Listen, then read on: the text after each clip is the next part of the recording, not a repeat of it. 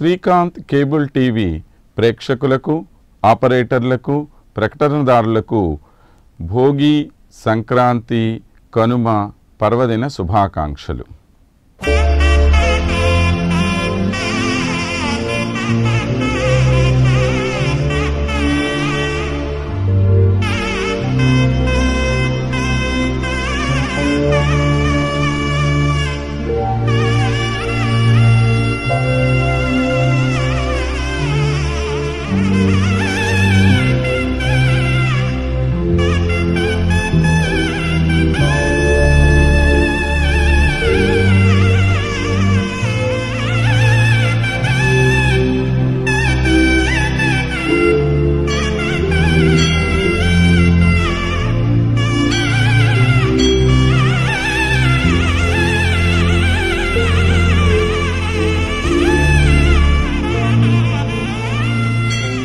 భోగి పండుగ తెలుగువారి ముఖ్యమైన పండుగల్లో ఒకటి అన్న సంగతి మనందరికీ తెలిసిన విషయమే. మరి అలాంటి భోగి పండుగని మనం ఎందుకు జరుపుకుంటున్నాం, ఎలా జరుపుకోవాలి, జరుపుకోవడం వల్ల కలిగే ప్రయోజనం ఏమిటి, ఇటువంటి విషయాలు తెలుసుకుంటే ఈ పండుగను మరింత ఆనందంగా, అందంగా జరుపుకుంటారనే ఉద్దేశంతో ఈరోజు భోగి పండుగ యొక్క ముఖ్యమైన ఉద్దేశాలను తెలియచేద్దామని అనుకుంటున్నాం. భోగి పండుగ పేరులోనే ఒక గొప్ప భోగం ఉంది. భోగం అంటే మనం పొందుతున్న ఒక చక్కని సుఖం, అంటే అర్థం భోగి అని. కనుక ఈరోజు మనందరం గొప్ప సుఖాన్ని పొందుతాం అని మన పెద్దలు మనకు తెలియజేశారు. భోగి అంటే ఒక భోగం అన్నారు కదా, మరి ఆ భోగం ఏమిటి అనే ప్రశ్నకు మనందరికీ సహజంగానే ఉంటుంది. దీని వెనుక ఒక చిన్న కథ ఉంది. ఒకానొక సమయంలో గోదాదేవి అనే ఒక మహానుభావురాలు పరమాత్మని తాను పొందటమే కాకుండా అందరూ కూడా ఆ పరమాత్మ యొక్క సంశ్లేషణ సౌభాగ్యాన్ని పొందాలి అనే ఉద్దేశంతో అందరి చేత కూడా ధనుర్మాస వ్రతం లేదా శ్రీవ్రతం అని పిలువబడే ఒక స్నాన వ్రతం చేయించింది. ఆ వ్రతం చేసిన సందర్భంగా శ్రీరంగనాథుని సేవించి ఆయననే భర్తగా స్వీకరించి ఆయనలో ఐక్యమైనటువంటి రోజు కనుక ఈరోజు మనం పరమాత్మతో పొందే ఒక అద్భుతమైన సౌఖ్యానికి భోగి అని పేరు పెట్టుకున్నాం. మనందరం జీవాత్మలం అయితే ఆ పరమాత్మ మనందరికీ కూడా చేరవలసినటువంటి గమ్యం. ఆ పరమాత్మను చేరడమే ఈ జీవితానికి లక్ష్యం అని దీనికి సూచన. ఆ పరమాత్మకు చెందినటువంటి మనం ఆ పరమాత్మతో కలిసిన శుభ సందర్భమే భోగి. గోదాదేవి శ్రీరంగనాథుని చేరిన శుభ సందర్భాన్ని పురస్కరించుకొని ప్రతి దేవాలయంలో కూడా గోదా కళ్యాణం చేయడం అనేటువంటిది ఒక మంచి సాంప్రదాయం. ఈ సాంప్రదాయానికి అనుగుణంగా ఈరోజు ప్రతి దేవాలయంలో అద్భుతంగా గోదా కళ్యాణం చేయటం జరుగుతుంది.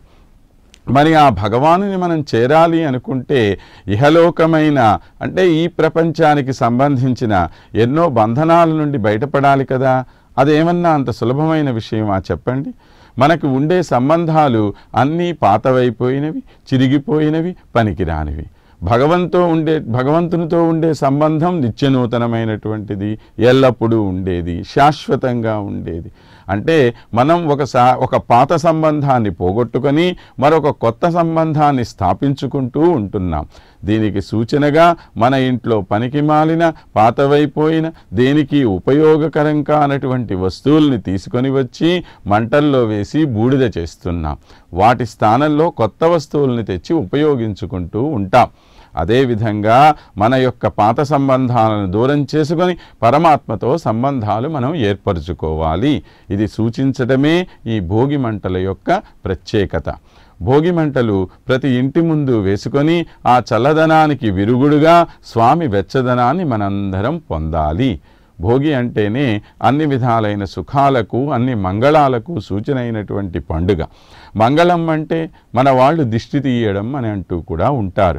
అందుకని చిన్నపిల్లలను కూర్చోబెట్టి ఈ కాలంలో దొరికేటువంటి రేగుపండ్లు, పూలు, కొన్ని నాణ్యాలు దిష్టి తీసి ఆ పిల్లలకు భోగి పళ్ళు అని పోస్తూ ఉంటారు. దీని ద్వారా వాళ్ళకి ఎటువంటి దృష్టి దోషాలైనా దూరమవుతాయని విశ్వసిస్తారు. పరమాత్మ అంటే సంపూర్ణ స్వరూపం కదా, పూర్ణమదః పూర్ణమిదం పూర్ణాత్ పూర్ణముదచ్యతే పూర్ణస్య పూర్ణమాదాయ పూర్ణమేవావశిష్యతే అని కదా వేదం చెప్తోంది. పూర్ణస్వరూపుడైన ఆ పరమాత్మకు సూచకంగా ప్రతి ఇంటి ముందు కూడా ఒక పూర్ణ కుంభంని భోగికుండలు అనే పేరుతో చక్కని ముగ్గులుగా తీర్చిదిద్దుతారు. అందులో ఆవు పేడతో చేసిన గొబ్బెమ్మలను, ఆ గొబ్బెమ్మలను చక్కని గుమ్మడి పూలతో అలంకరించి పెడతారు. గొబ్బెమ్మలు కానీ గుమ్మడి పండ్లు కానీ అన్నీ కూడా గుండ్రంగా పూర్ణంగా ఉండే పదార్థములే, అంటే అన్నీ పూర్ణస్వరూపాలే. చూసారా మన పండుగల్లో ఎంత అంతరార్థం దాగి ఉందో. మనం ఏమి చేసినా ఆ పరమాత్మ యొక్క ఆనందం కోసమే చేస్తాం, కానీ మన సంతోషం కోసం కాదు. ఆయన ఆనందపడితే మనం ఆనందపడినట్లే. ఇక భోగి పండుగను మనం ఎలా జరుపుకోవాలి అనే విషయం తెలుసుకుందామా? భోగినాడు మనందరం ఆ పరమాత్మని చేరి ఆ సంశ్లేషణ సౌభాగ్యాన్ని పొందే ఒక అదృష్టమైన పండుగ అని చెప్పుకున్నాం కదా. మరి అంత గొప్పవాడైన ఆ పరమాత్మ దగ్గరకు మామూలుగా వెళ్తే ఎలా బాగుంటుంది చెప్పండి. అందుకే పొద్దున్నే లేచి చక్కగా తలారా స్నానం చేసి మంచి బట్టలు వేసుకొని, కొత్త బట్టలుంటే వేసుకుంటే మరీ మంచిది. కొత్త బట్టలంటే మిడ్డీలు, స్కర్టులు, షర్టులు, ప్యాంట్లు, లాగులు ఇలాంటివి కాదండి. చక్కగా సాంప్రదాయబద్ధంగా లాల్చీలు, లుంగీలు, పంచెలు, పరికిణి, ఓణి, లంగా, జాకెట్టు, చీర ఇలాంటివి ధరించి దేవాలయానికి వెళ్ళి రావాలి. ఇక అసలు భోగం ఇప్పుడు మొదలవుతుంది. రకరకాల పిండి వంటలు రుచులుగా అమ్మలు చేసి పెడుతూ ఉంటే కడుపారా ఆరగించి సంతోషపడాలి. ఇక సాయంత్రానికి వస్తే హాయిగా స్నేహితులందరితో కలిసి అలా తిరుగుతూ కొన్ని ఇళ్లల్లో బొమ్మల కొలువులు కూడా పెడతారు. ఆ బొమ్మల కొలువును కూడా చూసి వాటిలో ఉండేటువంటి పరమాత్మ తత్వాన్ని గ్రహించండి. ఇది ఈ పండుగను సరిగ్గా జరుపుకునేటువంటి పద్ధతి. మరి ఈ పద్ధతిని పాటిస్తారు కదా. ఏ ఉద్దేశ్యంతో అయితే మన పెద్దలు ఈ పండుగలు అనే సాంప్రదాయాలు పెట్టారో వాటిని మనం పూర్తిగా పాటించినప్పుడే దాని ఫలితం దక్కుతుంది. మర్మం తెలిస్తే ఇది భోగం, తెలియకపోతే అదే భారం. కనుక చక్కగా పండుగ జరుపుకుంటారని ఆకాంక్షిస్తూ మరలా సంక్రాంతి పండుగ గురించి తెలుసుకునే ముందుగా ఒక చిన్న విరామం తీసుకుందాం.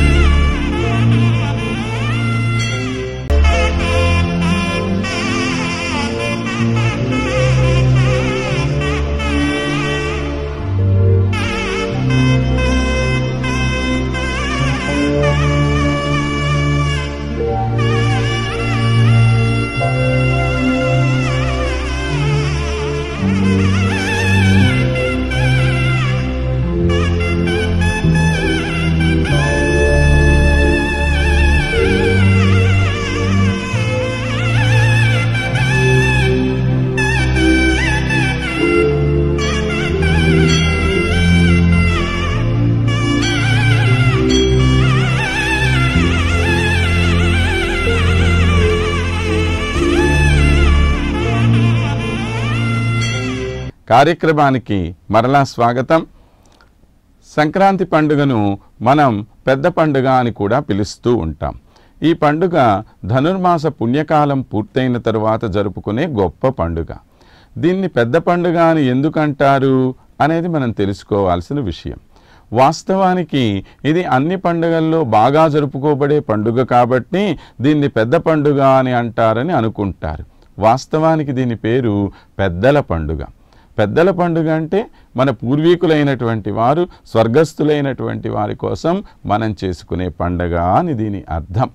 దీన్ని ఎందుకు పెద్దల పండుగ అని అన్నారో అది కూడా తెలుసుకుందాం. ఈరోజు సంక్రాంతి. ఎటువంటి సంక్రాంతి? మకర సంక్రాంతి. అంటే ఈ రోజున సూర్యుడు ధనురాశిలో నుంచి మకర రాశిలోనికి ప్రవేశిస్తాడు. వాస్తవానికి ప్రతి నెలా కూడా ఒక్కొక్క సంక్రాంతి వస్తూనే ఉంటుంది. అయినప్పటికీ మకర సంక్రాంతి అన్నిటిలోకి చాలా విశిష్టమైన పండుగ. ఎందుకంటే ఈ రోజు నుండి ఉత్తరాయణ పుణ్యకాలం ప్రారంభమవుతుంది. మనకి ఉత్తరాయణం దక్షిణాయనం అని 2 భాగాలుగా 6 నెలల సమయం ఉంటుంది. అందులో ఉత్తరాయణం మరీ పుణ్యమైన కాలం. ఎందుకంటే ఇది దేవతలకు తెల్లవారినట్లు లెక్క. అంటే మనకి ఒక సంవత్సరం అనుకుంటే దేవమానం ప్రకారం అది ఒక రోజు అవుతుంది. అంటే ఉత్తరాయణం పగలు అయితే దక్షిణాయనం రాత్రి అవుతుంది. మన వంశంలోని పూర్వీకులు, మన తాతలు, తండ్రులు ఇలాంటి వారందరూ కూడా దేవతలతో కలిసిపోతారని, అందుకే వారిని పితృదేవతలు అని అంటారని మనకందరికీ చాలా వరకు తెలిసిన విషయమే. మరి మన వాళ్ళు నిద్రలేచినటువంటి సమయానికి వాళ్ళకి కాసిన నీళ్ళు ఇవ్వడం, వారికి కొంత భోజనం అందించటం మన కర్తవ్యం కదా. అందుకే దీన్ని గతించినటువంటి మన పూర్వీకుల పేర్ల మీద వారికి తర్పణాలు వదలటం ద్వారా, అలానే వారికి కొంత భోజనం పెట్టడం అంటే పిండ ప్రదానం చేయడం ద్వారా వారి ఆకలి తీరుస్తున్నామని మన విశ్వాసం. అందువలన ఈరోజు ఉదయాన్నే పితృదేవతలకు తర్పణాలు చేస్తారు. ఆ తర్వాత బ్రాహ్మణులను పిలిచి వారికి గుమ్మడికాయల వంటివి దానం ఇస్తూ ఉంటారు. మంచి వస్త్రాలు కూడా దానం చేస్తారు. ఇలా చేయడం వల్ల మన పూర్వీకులు ఆనందపడతారని, వారు సుఖంగా సంతోషంగా ఉంటారని మన విశ్వాసం. దేవతలైనటువంటి వారికి సాత్వికాహారం కదా పెట్టాలి. అందుకని ఈరోజు ఎవరూ కూడా ఇంట్లో ఏ విధమైన మాంసాహారము వండరు. వారిని సంతృప్తిపరిచి వారి ఆశీస్సులు పొందే పండుగ కనుక దీనిని మనం పెద్దల పండుగ అని చెప్పి అంటాం. కాలక్రమంలో ఇదే పెద్ద పండుగ అయ్యింది. పెద్ద పండుగ అనటానికి కూడా మరొక కారణం ఉంది. ఎందుకంటే ఈ రోజున ఆరుగాలం శ్రమించి పండించిన పంట ఇంటికి వచ్చి అందరూ ఆనందంగా చేసుకునే పండుగ కనుక ఇది ప్రధానంగా అన్నదాతల పండుగ అయ్యింది. మన దేశమే ఒక అన్నపూర్ణ. అందులో మన ఆంధ్ర ప్రాంతం మరీ మన ఆకలి తీర్చే ఒక కల్పవృక్షం. ఇక్కడ రైతే రాజు. అతను చెప్పిందే శాసనం అవ్వాలి. అతన్ని ఆనందపరచటమే మన ధ్యేయం అవ్వాలి. అందుకే ఈ పెద్ద పండుగ ఇంత వైభవంగా మనం జరుపుకుంటూ ఉంటాం. సంక్రాంతి పండుగ రోజున ఉదయాన్నే నిద్రలేచి తలారా స్నానం చేసి మంచి వస్త్రాలు ధరించి పెద్దలకు తర్పణాలు కానీ పిండ ప్రదానం కానీ చెయ్యాలి. వారి ఆశీస్సులు పొందిన తరువాత అందరూ కలిసి హాయిగా భోజనాలు చెయ్యాలి. తరువాత సాయంత్రం పూట కూడా బంధువులైనటువంటి వారితో ఆనందంగా సందడిగా తిరగాలి. మరీ ముఖ్యంగా పల్లెటూళ్ళల్లో ఈ పండుగ వైభవం చూడాల్సిందే. 2 కళ్ళు చాలవు. ప్రతి ఇంట కొత్త అల్లుళ్లతోటి, ఇంటికి వచ్చిన మనవళ్ళు మనవరాళ్లతోటి, దేశ విదేశాల నుండి వచ్చిన బంధువులతోటి సందడిగా ఉంటుంది. ఇలా గ్రామాలలో రకరకాలైన సాంప్రదాయ గ్రామీణ క్రీడల పోటీలు జరుగుతూ ఉంటాయి. వాటితో పాటు ఎద్దుల పందాలు, పొట్టేళ్ల పందాలు, కోడి పందాల వంటివి కూడా జరుగుతూ ఉంటాయి. కానీ ఇవి ఈ రోజుల్లో కొద్దిగా పక్కదోవ పట్టి కేవలం జూద క్రీడలుగా మిగిలిపోవడం చాలా బాధాకరమైనటువంటి విషయం.